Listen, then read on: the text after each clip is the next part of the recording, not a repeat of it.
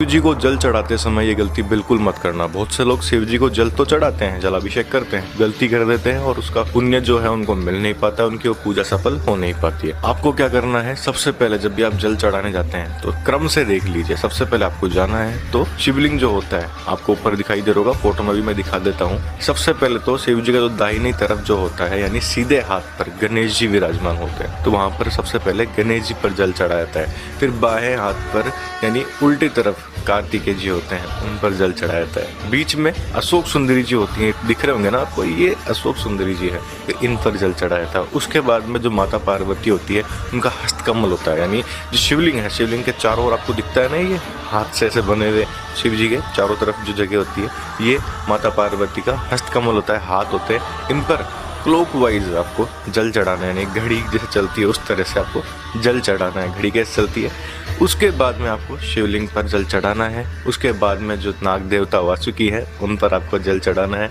उसके बाद ऊपर जो होता है जिसमें से पानी हमेशा शिव जी का हमेशा अभिषेक करता रहता है, शिव जी पर आता रहता है, उसमें डालना है। उस पात्र होता है उसमें डालना है। उसके बाद में आपको नंदी जी पर डालना है। और फिर उसके बाद एक सबसे बड़ी चीज है, बहुत से लोग ऐसा करते भी हैं कि जब जल चढ़ा देते हैं उसके बाद में 3 ताली बजाते हैं। अब 3 ताली तो बजा देते हैं पर उसका मतलब क्या है वो बहुत बड़ी गलती करते हैं। उन्हें खुद को पता नहीं होता कि हमने 3 ताली बजाई है, पर क्यों बजाई है। देखिए 3 ताली फटाफट से मत बजाइए। क्यों? क्योंकि मैं आपको बताता हूँ उस 3 ताली का मतलब क्या होता है। सबसे पहले तो पहली ताली जब बजाते हैं तो उसका मतलब ये होता है कि हम शिव जी को, महादेव को बता रहे हैं कि हम यहाँ उपस्थित हैं, हम अपनी उपस्थिति दर्ज करवा रहे हैं कि हम आ चुके हैं यहाँ पे आपके शिवालय में हैं।